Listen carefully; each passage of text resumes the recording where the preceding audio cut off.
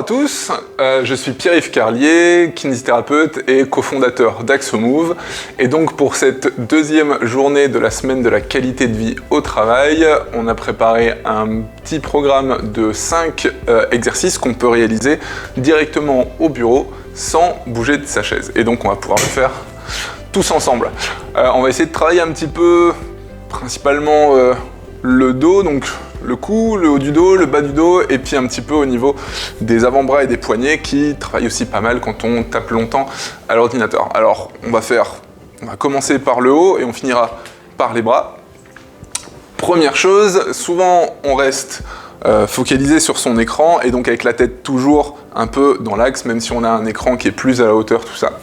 Donc on va essayer d'aller chercher d'autres mouvements. Donc on va aller venir tout simplement tourner la tête au maximum des deux côtés. Et donc, hop, on peut y aller tous ensemble. On tourne tranquillement. Le but est surtout pas d'aller vite, c'est d'essayer d'aller tranquillement le plus loin possible pour éviter que petit à petit on perde ces amplitudes-là et que ça puisse poser un petit peu de problème par la suite. On a une petite vue un petit peu étrange quand on est tous ensemble à faire ça en même temps. C'est ça qui rend la chose rigolote à faire en groupe aussi. Ok, je pense qu'on en a fait 5, c'est déjà pas mal là-dessus. Là, on a travaillé sur de la mobilité pour continuer à garder de l'amplitude. On peut aussi avoir des tensions un peu là dans les trapèzes entre le cou et les épaules. Et à ce moment-là, quelque chose qui fonctionne assez bien pour limiter ces tensions, ça va être de faire des étirements. Alors ça n'a pas un intérêt à très longue durée, mais par contre sur le coup ça peut faire du bien et ça peut permettre de finir la journée en étant un petit peu plus relâché. Alors si on veut étirer justement ce muscle-là, ça on pourra le faire des deux côtés, mais on va venir pousser avec la paume de la main vers le sol et en même temps avec la tête on va l'incliner sur le côté et la pencher un tout petit peu en avant. Donc je rappelle, avec une main, on pousse le talon de la main le plus possible vers le sol, on incline la tête de l'autre côté et on penche un tout petit peu vers l'avant. Vous allez le sentir là, vraiment entre le cou et l'épaule.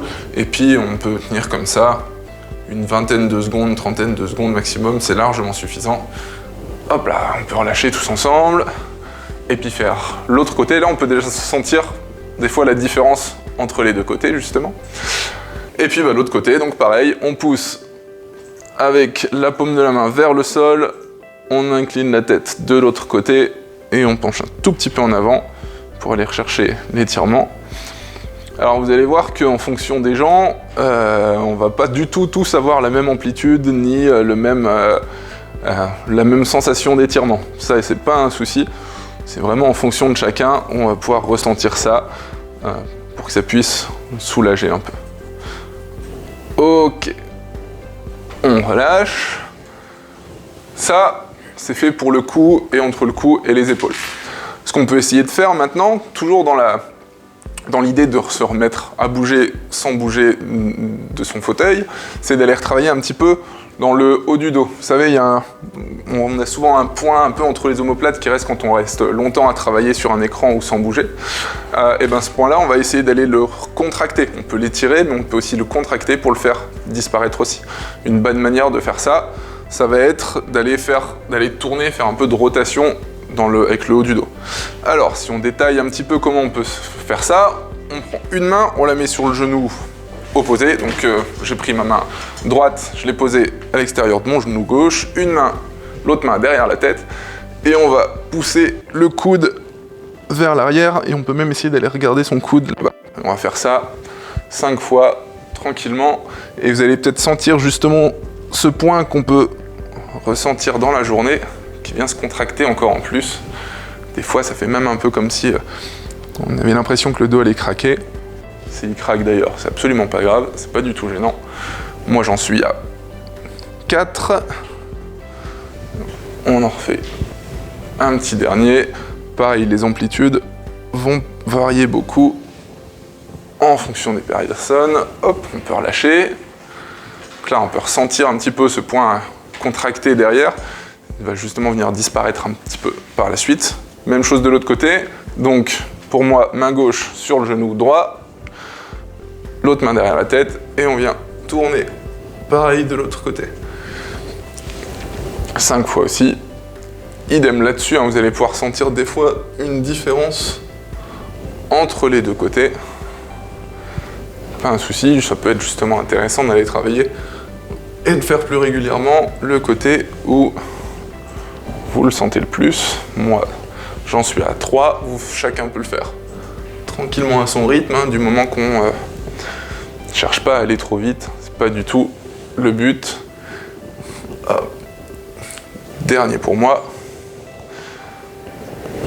Et ça fait 5. On relâche tranquillement, on peut bouger un peu les épaules, de toute façon on le fait ça naturellement, donc on va ressentir un petit peu où est-ce que ça a travaillé. Ok, donc on a fait de la mobilité au niveau du cou, on a fait un étirement entre le cou et les épaules, on a fait de la mobilité au niveau du haut du dos. Une chose, on va redescendre d'un niveau, au niveau lombaire, où on a souvent des douleurs un peu dans le bas du dos, justement parce que on reste longtemps assis. Alors souvent, ça fesse un petit peu, c'est pas du tout un problème d'ailleurs de se retrouver plus ou moins affaissé, le problème c'est de rester longtemps dans cette position, c'est ça qui fait mal au dos. Donc on va justement essayer d'aller retravailler, puisque quand on s'affaisse, on arrondit le dos. On va justement là essayer de venir le recreuser et puis après venir juste le replaquer. Et donc on va faire les mouvements le plus ample possible, un peu comme si on voulait garder les épaules qui touchent le haut du siège si on a la possibilité, mais pas le bas. Et après on vient écraser le bas du siège avec son dos. Pareil, hein, 5-6 mouvements, on n'a pas besoin que ce soit très très long. Et on peut y aller justement pour creuser.